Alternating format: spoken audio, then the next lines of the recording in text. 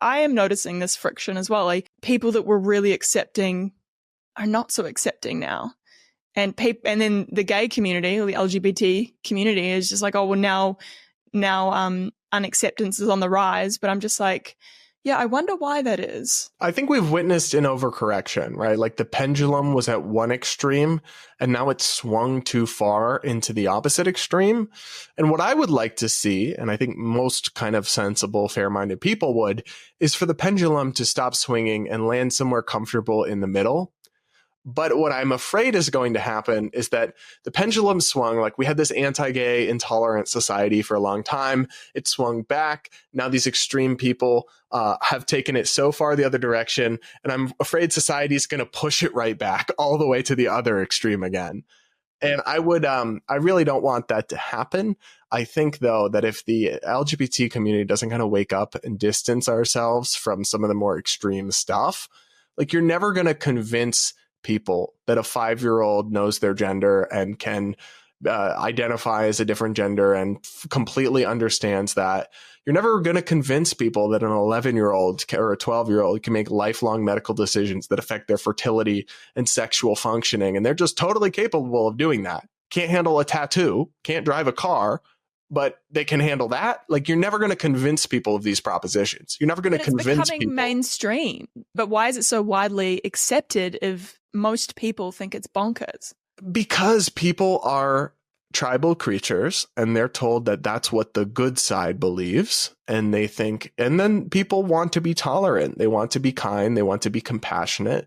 And they're incredibly afraid of being called bigots because there are plenty of real bigots out there, but that term's also been homophobe, racist, sexist, transphobe, blah, blah, blah. It's also been overused and weaponized. And so I think a lot of people have fallen in line, or at least don't say outwardly that they don't agree. But I think it's partly because of those fear tactics and that intimidation that people take that approach when a lot of people know better. A lot, like, honestly, even most Democratic voters, I don't genuinely think it's fair for Leah Thomas to compete with women.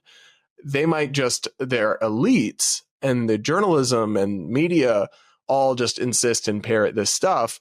And they're either afraid or they just like don't care. Like they can't afford groceries right now in America because of inflation.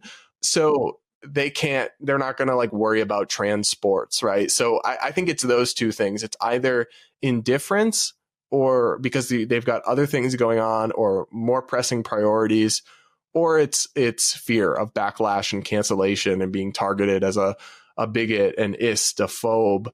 And so I think that's why a lot of people have fallen in line behind increasingly radical ideas, but they're only going to pretend for so long. And like in the end, it will give rise to a backlash and to a movement. And frankly, I even think that we're starting to see some of that. Like Ron DeSantis, for example, running for the Republican nomination, has become much more anti-gay than Donald Trump was as president with some of his policies and his messaging and his rhetoric. And I can't help but feel like he's tapping into that course correction sentiment, that backlash to the LGBT community.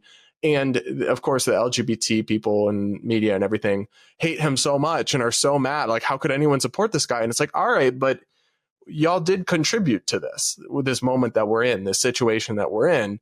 So your outrage should be matched with some self-reflection, but I don't think it will be.